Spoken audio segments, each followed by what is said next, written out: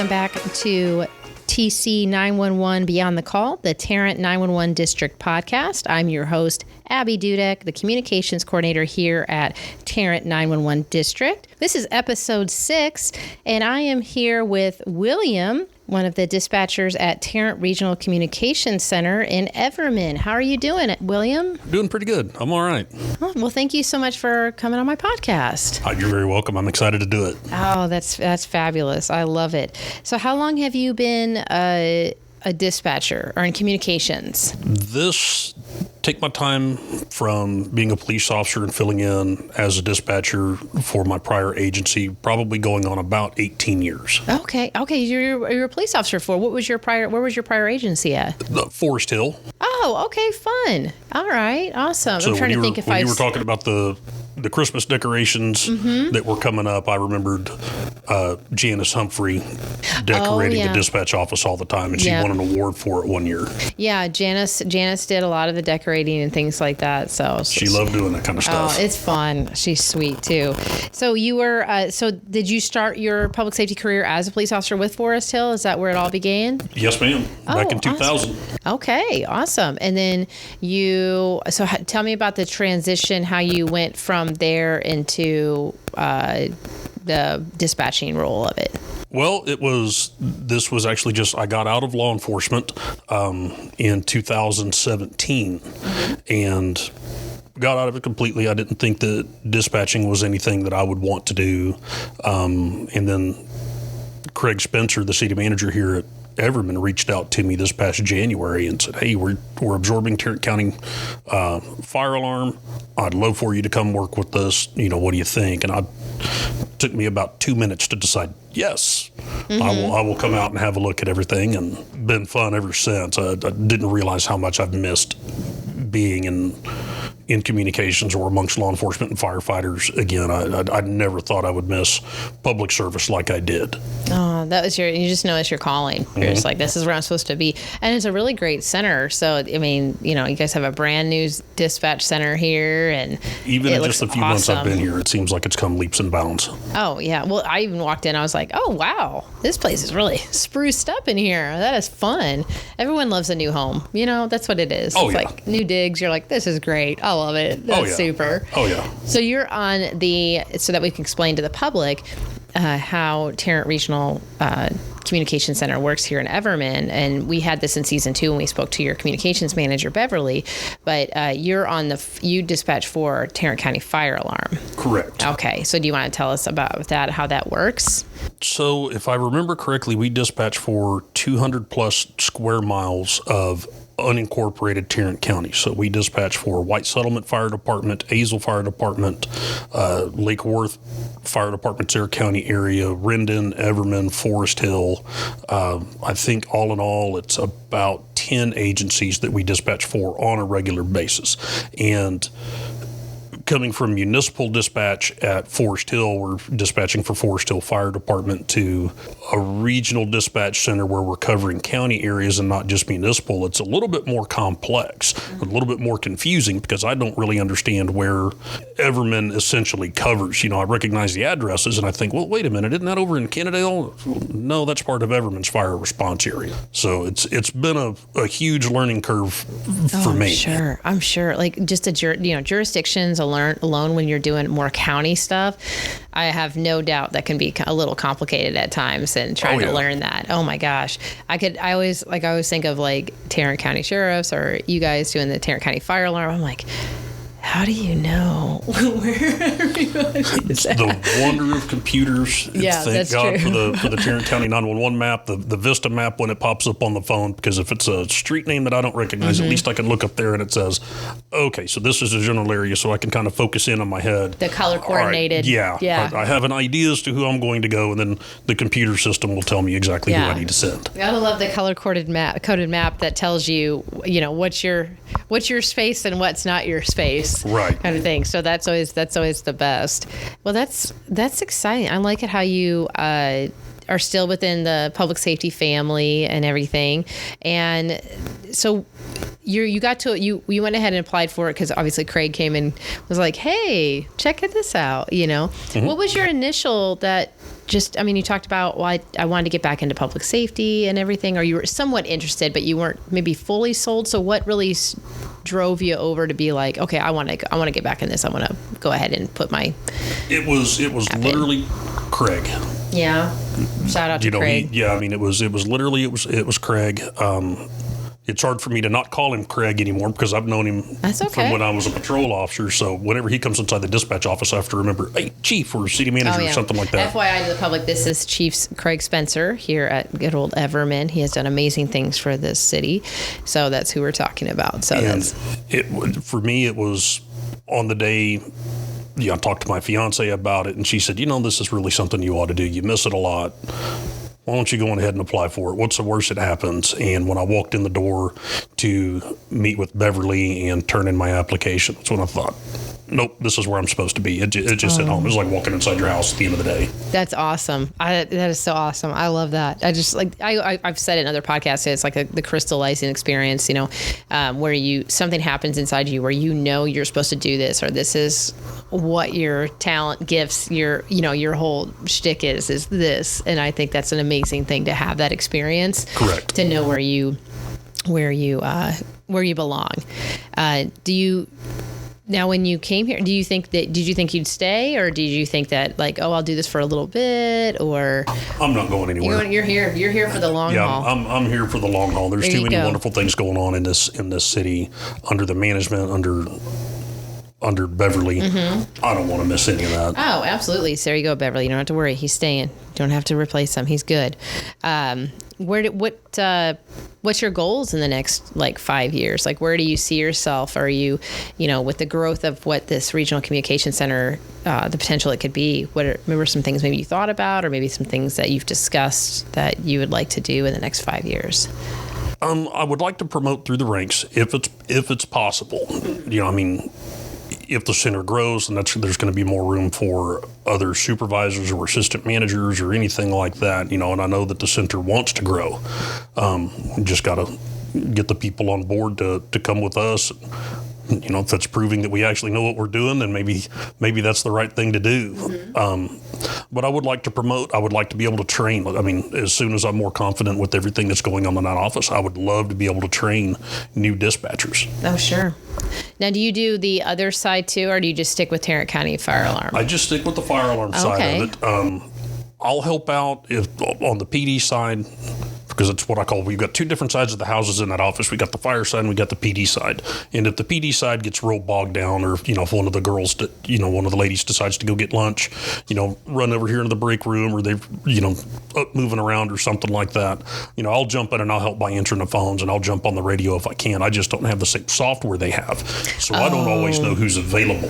Or, gotcha. I can dispatch out the calls all day long if I wanted to. I just don't know, since they cover Everman and Forest Hill. Right. I can dispatch for Forest Hill all day long. I just need to know who's covering what side of town. Yeah. And we're golden on that. Yeah, you're good with Forest Hill. On the Everman side of it, it'd be like, Everman 187, I got a call for you. And I just let them figure out who, if it really push came to shove, I'd get it figured out one way or another. But well, sure, yeah. What would you think about cross training? If you wanted to dispatch for PD, what were your thoughts on how you would like to do that? I think it would be excellent. Yeah, okay, that'd be fun. You seem really eager to learn so much and just to really jump and dive in there. So that's awesome. Oh yeah, the police dispatchers are going to get bogged down with work. Yeah. No more. Lots of calls, yeah. Right. No different than the fire dispatchers. Fire and EMS dispatchers are going to get bogged down. And somebody else that knows how to handle that, if we can jump on that radio channel and we can provide assistance, even if it's just answering different types of questions on the phone, extra hands aren't going to hurt. Sure. Yeah, absolutely. And then with you saying that with calls and stuff, the fire alarm, you guys you guys are getting, did they just transfer the calls over? Like you're getting transferred over from the sheriff's department or from Azle or something like that. Correct. Too. Okay. Right. And they just transfer it straight to us, and they, it's Azle with a transfer at this address, and we can go straight on into that. Yeah, and that's for the public too. That's that's what we call a secondary PSAP or secondary communication center, or however you want to say it, is that those calls that they get at Tarrant County Fire Alarm are transferred from, because they all come into a 911 line, but then they get transferred if it's fire EMS in that area, particularly on your guys' area for Tarrant County Fire Alarm. So I love that your eagerness to be like, I could take some calls. I could take like the direct calls, that they're getting on the other side and stuff like that. Cause that's a whole other ball game. It really is. On the fire side of it, sometimes our callers are a little bit frustrated because they don't understand why they're getting It's the transfer part. It's the transfer part. And I'm glad you mentioned that, because I do get that out when I'm in the public, and people will tell me their frustrations, and rightfully so, because they don't understand and they don't have to. I mean, they just need the help, and I can totally get how I would think the same way if I didn't work in this industry and be like, why am I getting transferred? What's going on? How does this process work? But it actually works pretty well, and it's pretty quick for the transfers to come through and for you guys to get assistance out there. It's a lot faster than what you would think. Yeah, so that's really what it is. It's just a transfer over. But I can definitely, when you're having your worst day, I can definitely understand if things have just gone horrible and they're like, stand by, let me transfer you to the fire department. Just that moment. It seems like 10 minutes, but it's been like a half a second or something. It's been a fraction of seconds by the time we get it. Yeah. So I can definitely understand that. And I think that you can agree with me, the fact that like we get why the public is just like, what? Why are we getting transferred? Because I can't imagine having my worst day and then being like, why am I getting transferred? Right. What? So well, and it's 911 when seconds count, and that's publicized very much. Yeah. And if that sticks with people that just remember that, they don't understand. Sure. But wait a minute, seconds count here. How come I just can't get the fire department by calling one number?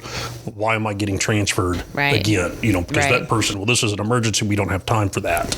Yeah, no, that makes sense. That makes total sense. And hopefully, you all listen at home and stuff and things that kind of clears some things up too, and how quick the service is and the technology is now that we can transfer those calls.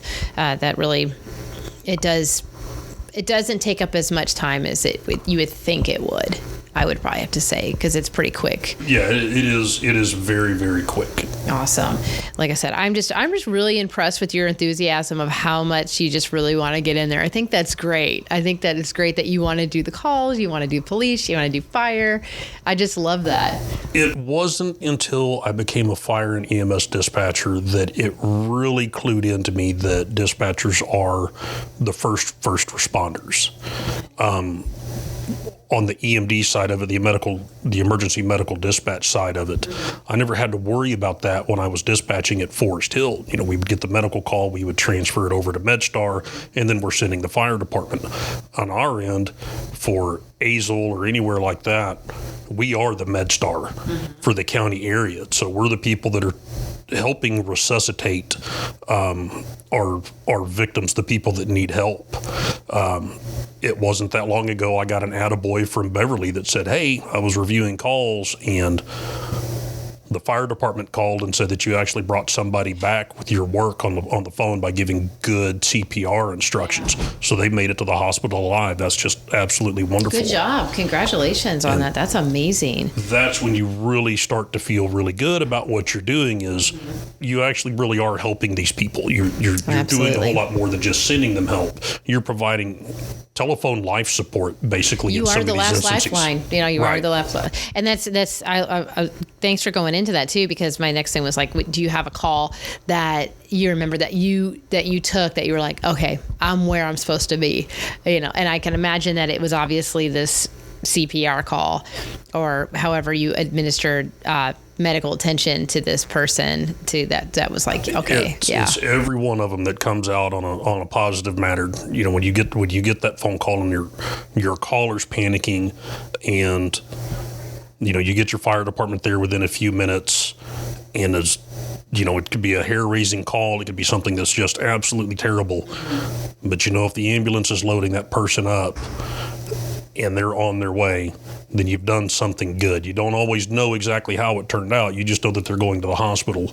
Yeah. But in my mindset, if they're going in the ambulance, then they're good enough to make it to the hospital. We might have been able to save that person. Absolutely. Well, good job. That gives me chills. It gives me goosebumps, because I just, hearing your story and other dispatchers' stories, and that question of like, when did you know that this was for you? And you actually already went into it, so because you've already seen, and it's interesting too, because you're a bit different than the other ones, because you were an officer for a long time before you got into dispatch. So that's even just very like emotional, sentimental kind of thing, because you had that moment of like, oh, now I get it. Just kind of like, okay. Then you're just thinking of all this time as you were an officer. Oh yeah, I mean it's really interesting, because doing what I do now compared to what I did, it really kind of brings both worlds in together. You really start to understand a little bit more as to why a dispatcher's job is stressful. But at the same time, I also know what the officers and what the firefighters are going through out there, and why they rely on such good information, why they may be asking the questions that they're asking me on the radios, because they don't know. I'm the person that's gathering all the information, and I have to try and filter that and give them what's really, really important. Do you understand more now on the dispatcher side of that, on the flip card of that, of like, that's why dispatch does this, or that's why they, maybe take a second to do this, or something like that? Have you had some revelations Especially of that? On the fire side. Yeah. I've responded to structure fires at Forest Hill with that fire department. I never fully understood what was going on. To me, it's just a bunch of firefighters, and they're throwing water on top of a fire. One of the assistant chiefs at Forest Hill, several times, I watch him walking around the building, and I'm sitting there thinking the whole time, like, why is he just making circles around this building? He's not doing anything. And then I come to find out on the fire side, on the dispatch side, and I'm listening to the command structure. Mm-hmm. Well, he was the safety officer. It was his job to make sure that all the firefighters were safe. He's watching the building for collapse to make sure that it doesn't fall on the firefighters. That was his job. Yeah. Well, as a cop, I'm sitting there thinking he's lost. Now I understand, though, he's actually really out there paying attention to his guys and keeping them safe. That's good. At first, I'm like, there's a firefighter listening to this going, what? And then they hear your revelation of your education, and they're like, oh, okay, he's good. Oh, yeah. I mean, a lot of stuff that the firefighters have done, I've seen it happen. Mm-hmm. Don't really ever fully understand why. Sure, yeah. And now I wind up in here, and it's no different than when I would dispatch for cops. If my firefighters are out on a call, especially if it's a good working structure fire, and they're trying to get a certain side to answer the radio, I'm starting to think, okay, what's going on? Can they not hear their radio? Are they on another channel? Or something happened that nobody knows about? Right. That's the scary part. When I dispatched fire for when I worked at one of the dispatch centers here, is their mechanics are different because they have all of that gear on. And so when you're in a burning building and they have some of them have radio access and stuff like that. Right. Like, I'm just like, first you're wearing like 60 pounds or however many it is of weight of stuff. And then, you're having to answer the radio, and you're using so much physical agility to get through. I mean, I don't know how they do that job. Like, I'm impressed. It's the pressure on the hoses. Yeah. Matter of fact, one Thanksgiving, I drove over to Forest Hill Fire Department, and one of the guys brought the truck out, and he was just wanting to practice, working the pump and, using the hoses, getting his pressures right, making sure he had his stance right and stuff like that. And he let me actually hold on to a 2 3/4 inch line. Oh my gosh. That thing will knock you back if you don't know what you're doing. And he had to hold me up whenever I opened the nozzle up completely. Oh, He had to hold me up.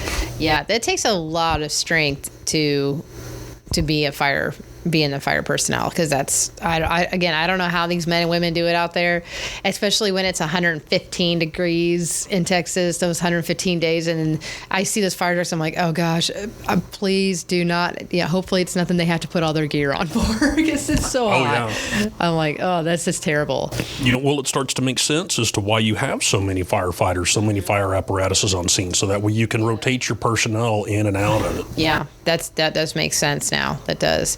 So that's, oh my gosh. I learned so much for you today. That is awesome. A lot of awakening knowledge also for me too. The fact that like seeing that kind of like eye-opening moment for you transitioning from being a police officer to being a dispatcher and starting to understand like, oh, okay, totally get the mechanics now of this and why. Yeah. And then I'm sure you educate them also about like, well, this is probably why they're asking for it or something like that. And kind of maybe giving them a little more insight too, if they have questions of like why. Especially on the police side. We work as a team in there as best as we possibly can. So I listen to the police side. I'm pretty familiar with Everman. Obviously I'm intimately familiar with Forest Hill, and sometimes the dispatchers, even they're a little bit younger, they don't have.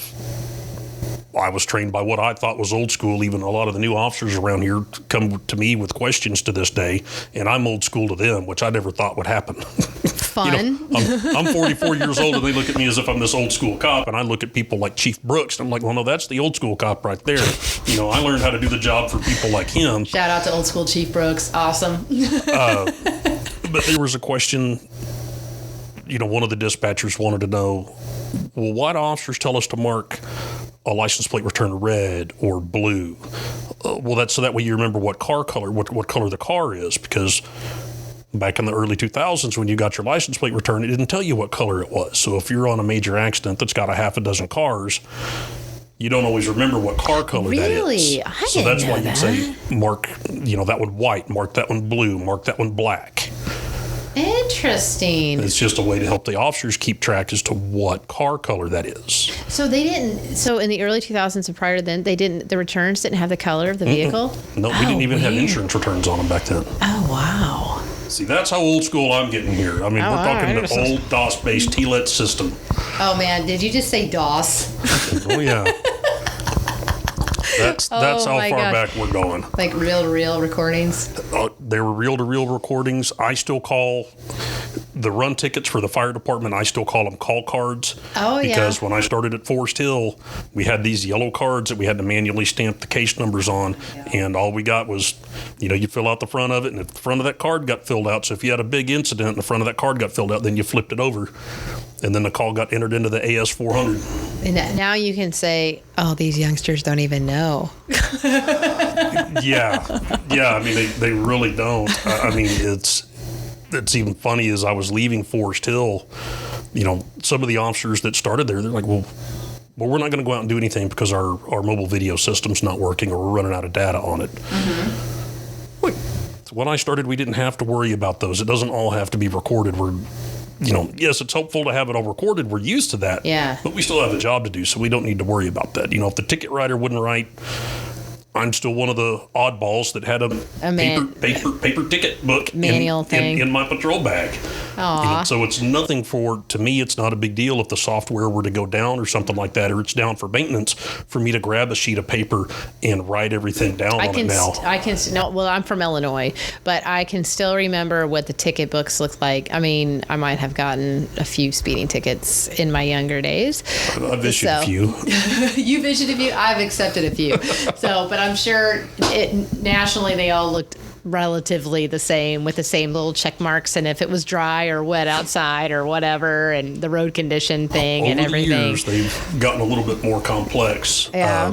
I knew a guy at a neighboring agency that put together his own ticket book that you could put 17 violations on it, and I just thought, that's a little crazy, but I liked it. I was still a really young cop, so you were impressed by it. But this is a great idea. I love this. And then as I get older, you really need the ability to write somebody 17 tickets. Yeah. No. I think the public would be okay if that didn't happen. Right. So that's okay. I'm okay with that since I travel through a lot of these cities. So I don't need 17 violations. I don't think I have any, depending on what the violations are. If it's having a cartoon car, then I'm under violation of that. So hopefully not. Hopefully not. I've done it before, but hopefully not. Yeah. Do you have any, as we wrap up and everything, do you have any advice for the public, like any public education advice of when calling in or things that you've noticed that you would like to communicate to the public of like, hey, make sure you do XYZ or something like that? One thing I did, I took a phone call from a young man yesterday. Mm-hmm. clearly a child. I didn't know how old he was, but he was very cool, calm, and collected. But he knew his address, and he knew his phone number, and he didn't panic, which is paramount for us, because the less time we have to spend trying to figure out where you are, even though we have the 911 map. Your cell phones are getting a whole lot better, but your cell phone might ping 2 streets away from where your location really is. So making sure that everybody do the best you can to stay calm. It's a lot easier to say when we're sitting in a room like this to stay calm. Do the best you can to stay calm, but speak clearly. Name, address, and phone number. Make sure that your kids know their phone number and the address minimally.